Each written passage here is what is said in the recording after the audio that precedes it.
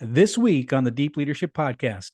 So it means you got to put in the work. No great meal cooks itself. So you got to put the work in. And that's what we're just talking about today. Have the right mindset, find the resources that you need to fuel that fire in your head, and then put the work in. And then, you know what? Serve it up to the world. That's the piece I love sharing with people.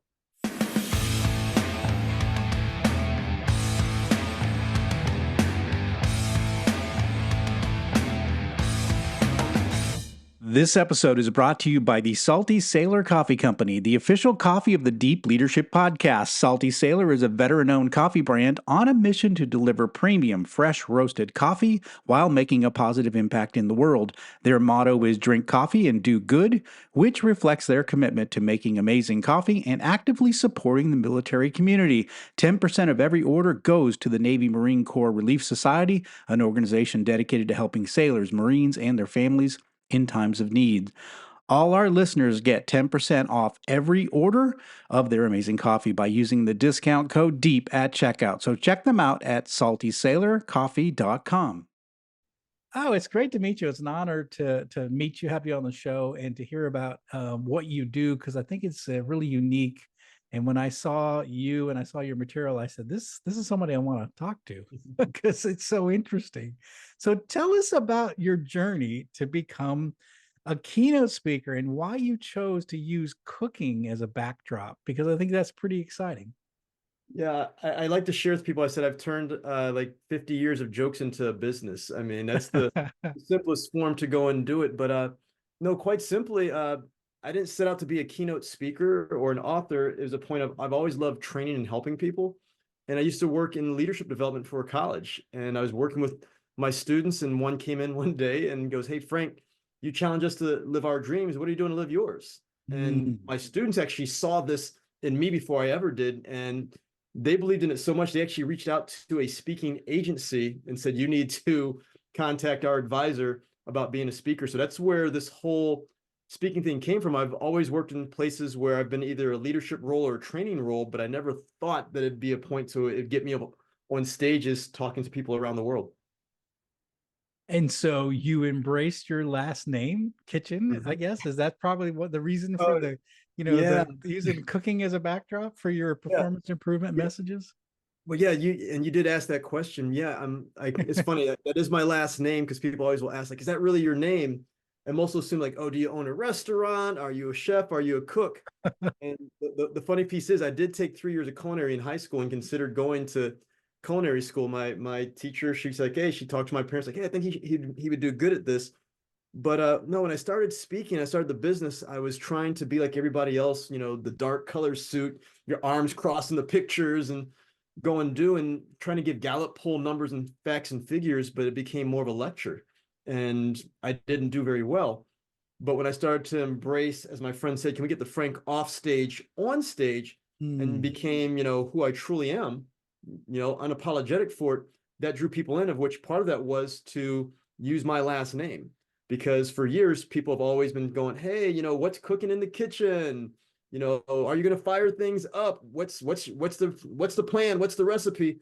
So these were just all like, people go, oh man, it's a cool brand. It wasn't really forced. This is just what people have been saying to me, throughout my life. And it's easy to incorporate in an interview or on stage, because this is just who I am.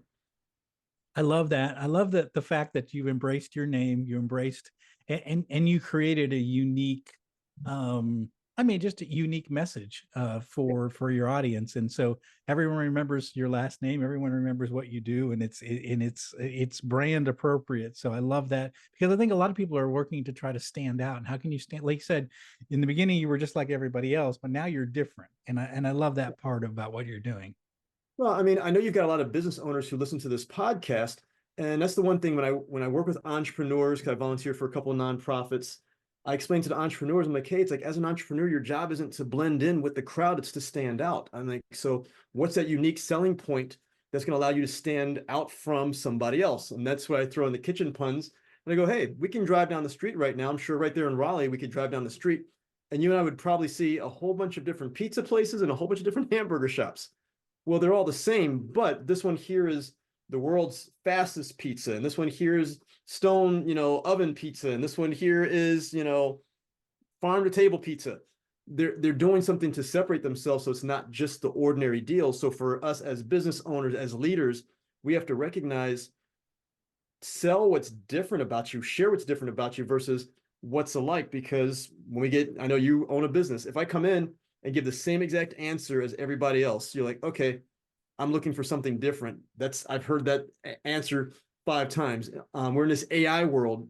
And my friend was talking the other day, her daughter wrote a paper using AI and she goes, no, go back and rewrite it. She goes, there's no soul or heart to it. She's like, you look like everybody else.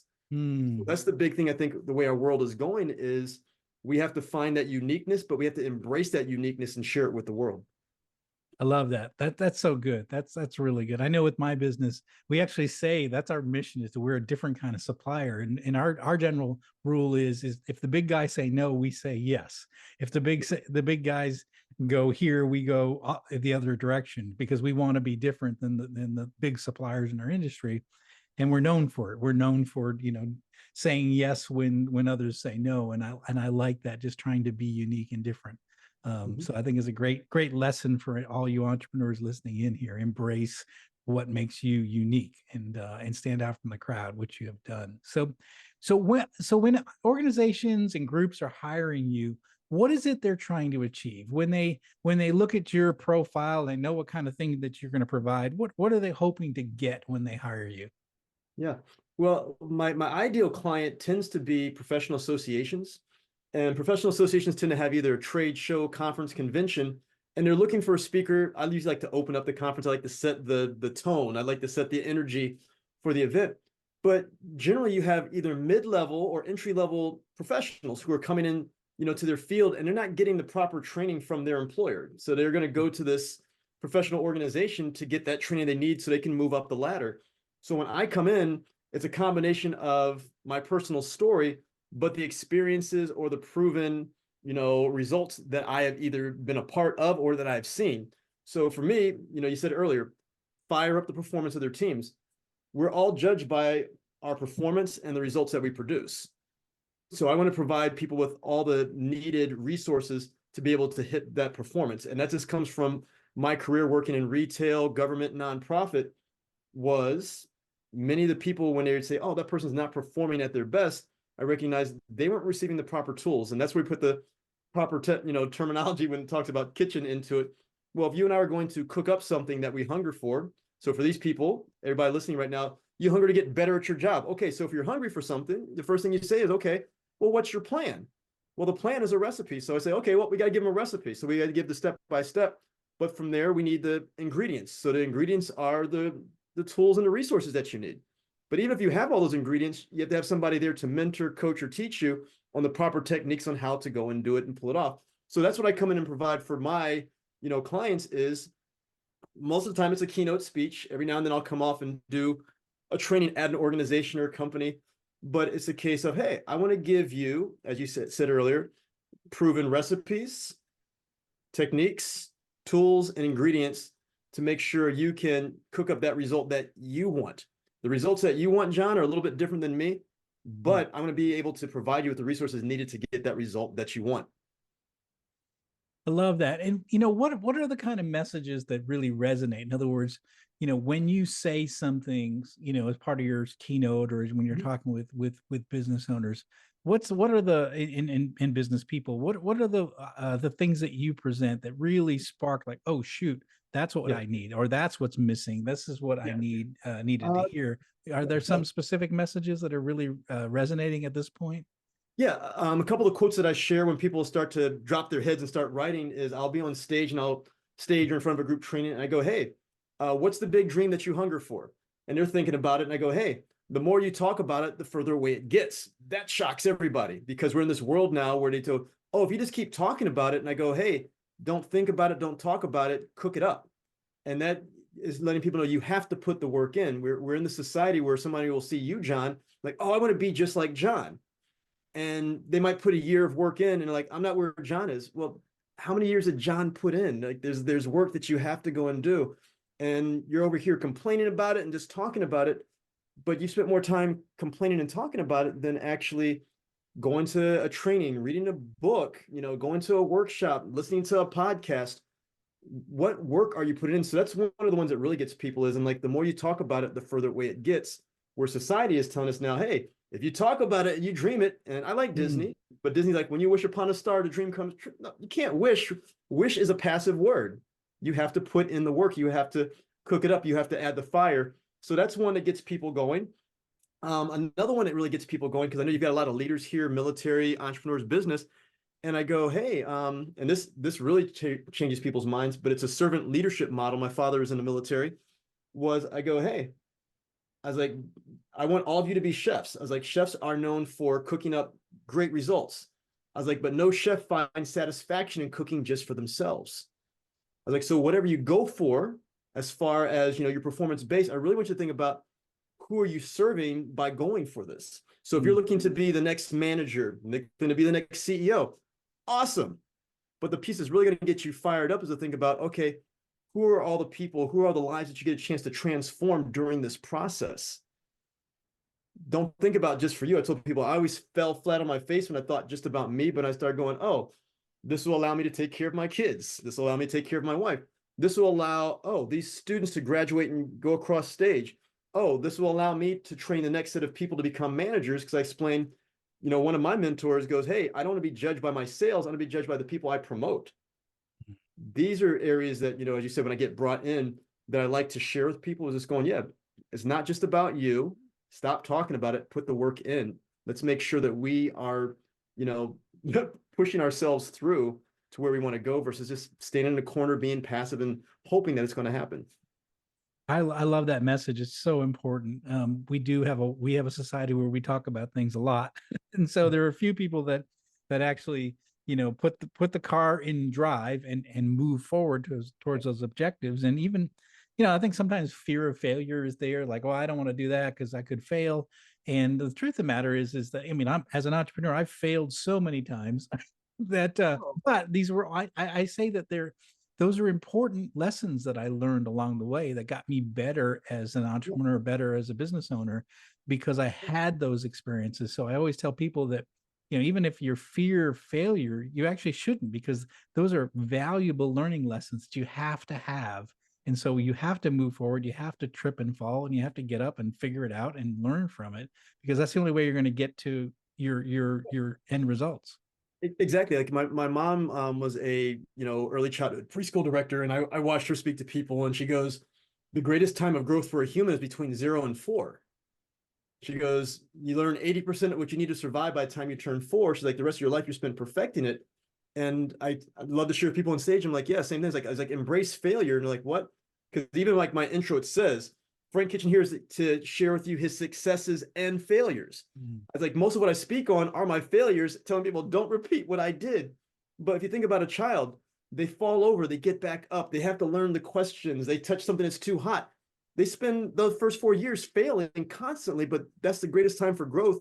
So I know so many people have been taught where to go, hey, it's like you either win or you grow. And someone's like, what do you mean you win or you grow? And they go, you either win, or if you fail, that means you are growing. I mean, for anybody who's ever cooked, we've all burnt a meal, right? So people are like, oh my God, you cooked it so good. No, because you've burned it 10 times before. And you're just seeing, the evolution of the experience of what we're doing. So as you said, we've got to embrace this failure and understand, hey, you're probably going to fail, more than not. But when you do go and see someone like me or like you, John, I always will tell people, like, don't ask about our successes, ask about our failures. I mean, whoever's listening to this right now, I mean, that's the big thing to write down and think about, is like, if there's somebody you admire, you look up to, you want to, replicate their successes, when you sit down and talk with them, of which the big one is, you're just one click away now in this, social media world. Like, hey, can I sit down and interview you? But when you ask them, the first question should be, it's like, hey, can you tell me about all your failures? Mm. That's going to help speed up your process to get to wherever you want to do, or to, as we said, cook up these mouthwatering results. Because I'll ask, what did you mess up on? Hey, boom, don't go there. I mean, you're in the military. That's the first thing the military is like, well, which way don't we? Don't go in that direction, because that's where they're waiting for you. Oh, okay, let's go.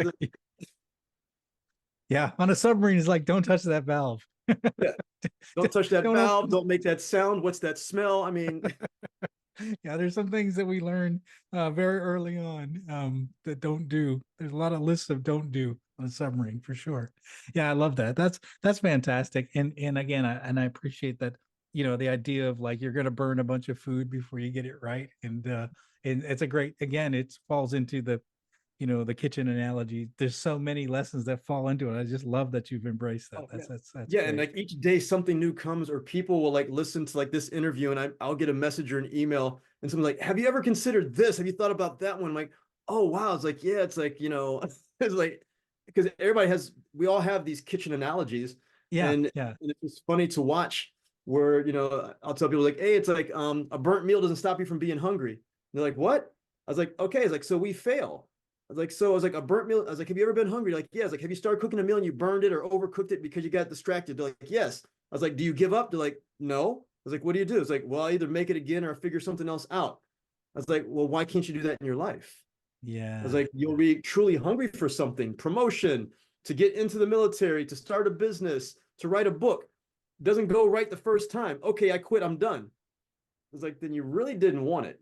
yeah. Yeah, I love I love that. So one of the things you talk about in your presentations is you talk about flip your mindset, and I think you even hand out spatulas if I Yeah. remember right, seeing online somewhere. But what does it mean, and what are you trying to tell people when you say flip your mindset? Well, with our mindset, I say our mindset is our mental cookbook.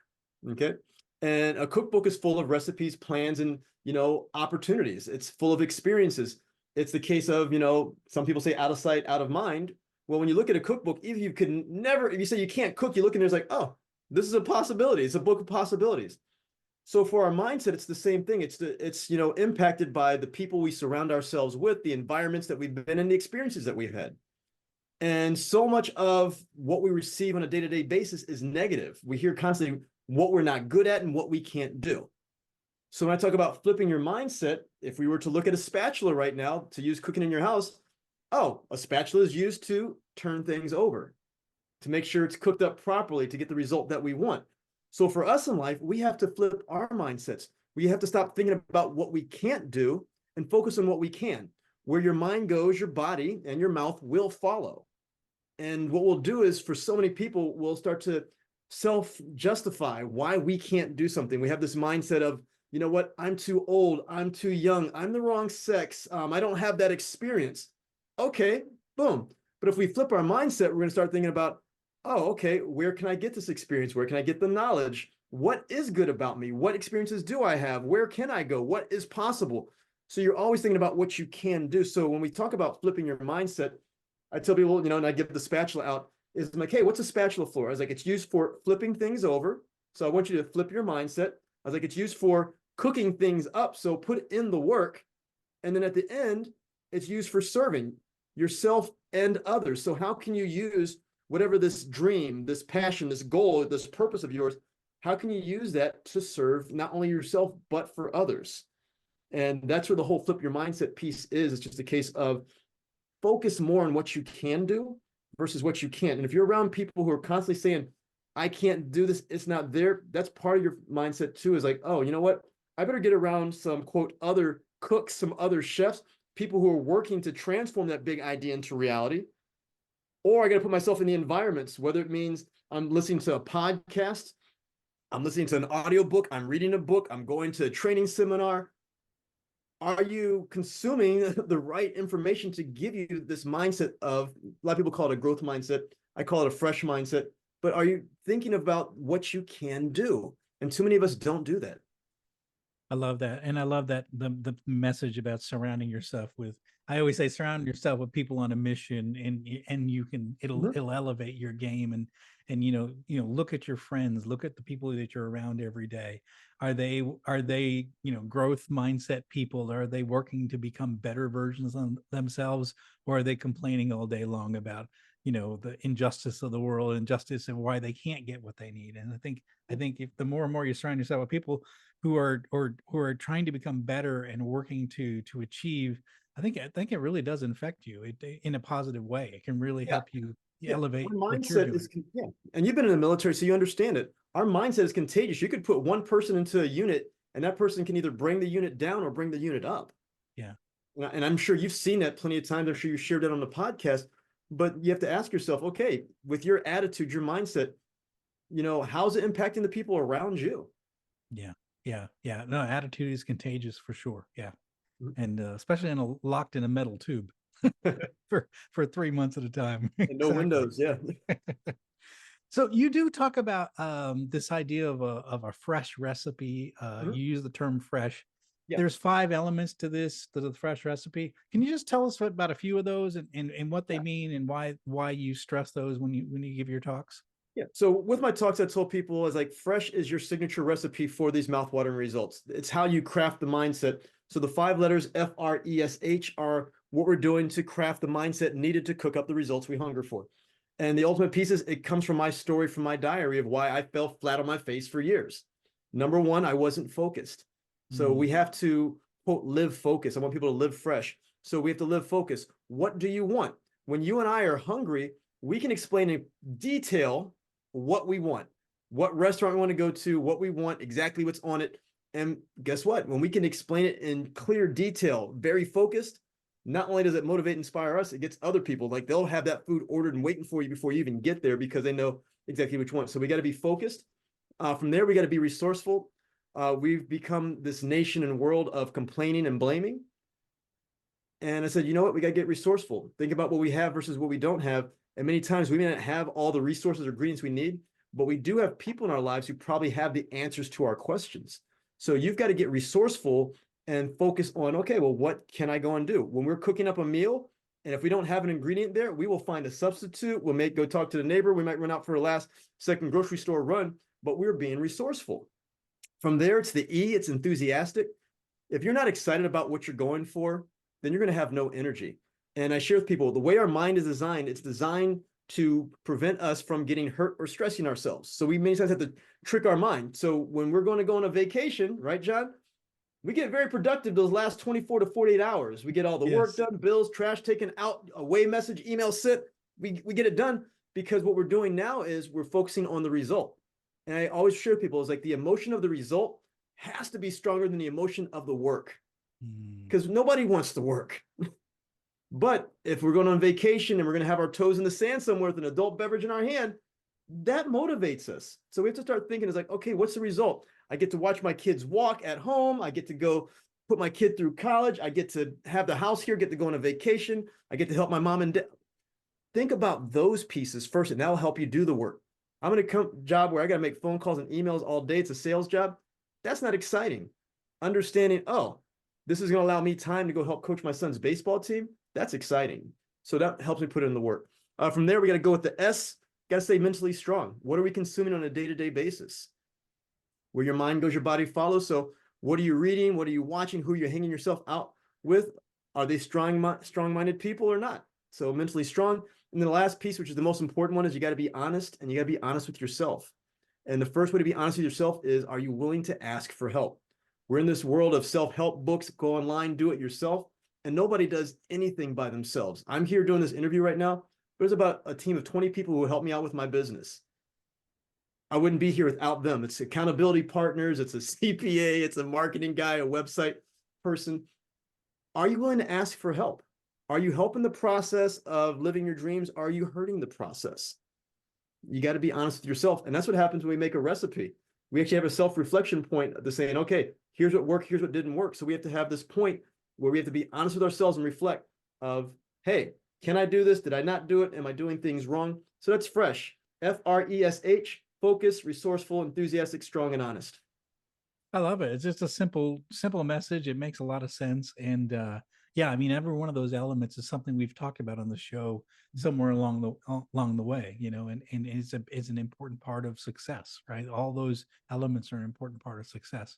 I do like the idea you mentioned, strong, and how do you surround yourself with, or surround yourself with people, but feeding their mind. I always say that, what you feed your mind is really going to affect you. And I think a lot of we see a lot of depression, we see a lot of anxiety these days, and I think it's because we're filling our mind with garbage. I often say not everybody's listening to leadership podcasts. I wish they would, but everyone's but we're like health food.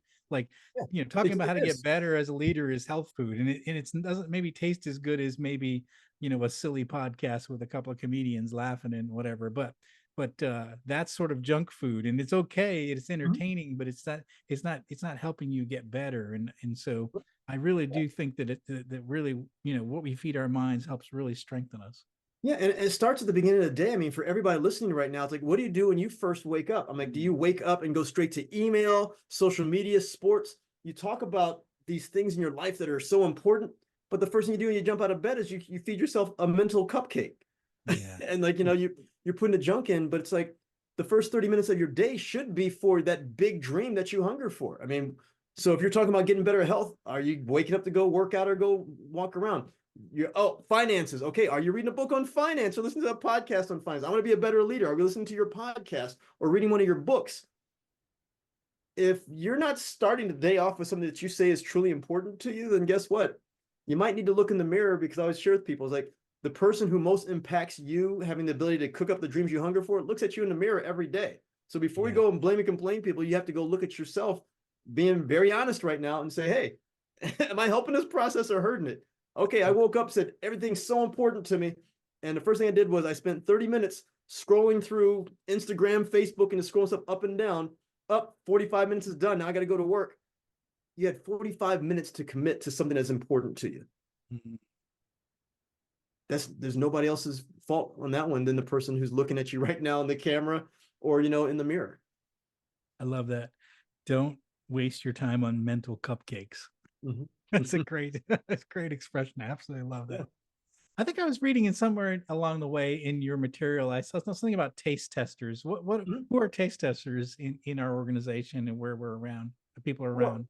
yeah, well, taste testers, like it's a literal and figurative piece. But if you and I are somewhere in the kitchen right now and we're cooking up a meal, everybody's waiting for us, we got a party. I'm like, hey, you know what? I'm making the world's greatest baked beans, and it's got to taste like this and go and do.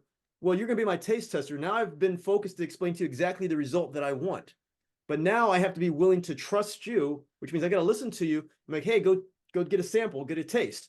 And you're going to taste it like Frank needs a little bit more sugar, a little more salt, pepper, whatever it is. I'm going to take that feedback and then go reapply it. So taste testers are people that you know, that you trust, but more importantly, you're willing to listen to their feedback. Because a lot of people in life will give us advice and feedback, and we don't even listen to them.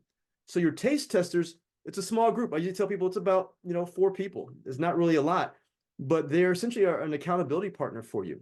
You're going to explain to them exactly the result that you're working to cook up. You're going to meet with them consistently. You're going to ask them for feedback on what you're doing. You'll course correct during that process, and then you'll go. They might tell you, hey, it's good, fine. These are people who aren't going to blow smoke up your what, but these are people where it's like, hey, they're going to tell you what you need to hear, not what you want to hear, because they value the results that you want just as much as you do. I love that. Yeah, that's a great analogy. I like the term taste testers, and it's someone trusted. It's someone that you can bounce ideas off of. It's someone that give you honest feedback, Yeah. and you need that in your life. Absolutely important. This is fantastic, Frank. What final message would you like to leave with our listeners right now? The final message is, we've been kind of talking it right now. So you started off, was when I walk off a stage, I always explain to people, I said, hey, I was like, I want you to, number one, flip your mindset. I was like, I want you to focus on what you can do.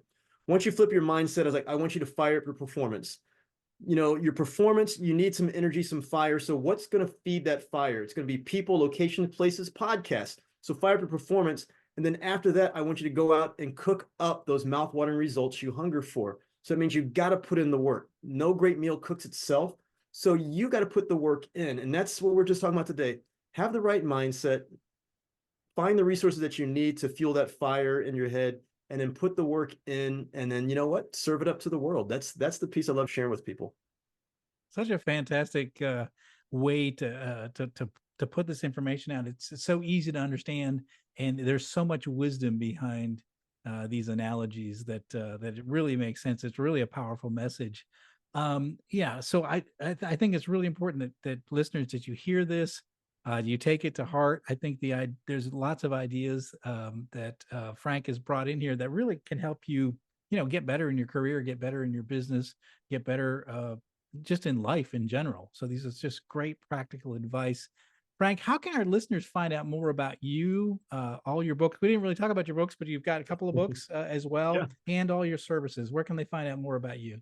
Yeah, well, the surprise is I didn't talk to you. I actually just finished up a third book today. Oh, So nice. it's actually called Flip Your Mindset 30 Activities to Fire Up Your Performance. So it's going to be a little workbook, just as kind of walking down what we talked today. That should be out here in April. Just got to go do some final editing. But the big one to find me is like, there's only one of me out there. Like you said, I'm unique. So if you just go look up frankkitchen.com. So Frank Kitchen spelled just like the room, Kitchen. I have to say that because people always like, well, how do you spell it? I'm like, the room in your house. How do you spell it?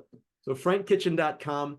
But if you just type in Frank Kitchen on Google or whatever, usually you will find a picture of me. On the website, you'll find free resources, connection to the YouTube channel, podcast interviews, worksheets. They'll all be on there. And then my contact information is on there also. So any way I can be a resource to people after listening to this podcast, you got more questions, you want to find out about the books and coaching programs, they're all on the website. Just go there, check it out. And I hope I can be your performance chef. That's fantastic. Again, listeners, I highly encourage, if there's something in this message that really resonated, reach out to Frank. We'll have his resources. The links are in the show notes here. Reach out to him, talk to him. If you've got an organizational get together and you need a keynote speaker and you want someone to fire up the crowd, I can tell you that Frank will fire you up. he will get you excited. He's got a high energy, highly qualified keynote speaker. If you've got an event, you've got an organizational event, you need a keynote speaker, Frank's the guy you want to get. If you want to just get everybody excited, get everybody focused, and have a fun talking about things in the kitchen, because I think it's kind of a neat analogy, and just about anything related to what we talked about has some sort of a eating and cooking analogy, which I think is really creative and neat the way you've done it. So Frank, I want to thank you for coming on the show and sharing your experience and sharing the way you energize crowds and the things you teach people. I really appreciate your time and coming on the show and sharing what you do. Yeah, just thank you so much for inviting me here. And as you said, as a fellow business owner and speaker, and I'm seeing the sign behind you, yeah, we're all in the same boat. I mean, the case is there's something that we want. I'll do some nautical analogies. We're all trying to, get out to sea. We don't want the rough waters. And we just have to, work together to, make this happen. And one of the things is just sharing information and having a conversation like we did today. So thank you so much for having me out. Absolutely fantastic. So thanks again. Well, thank you for listening to Deep Leadership. If you like this podcast, please subscribe and share so we can continue to build a world with better bosses. Until next time, this is John Rennie saying take care and lead well.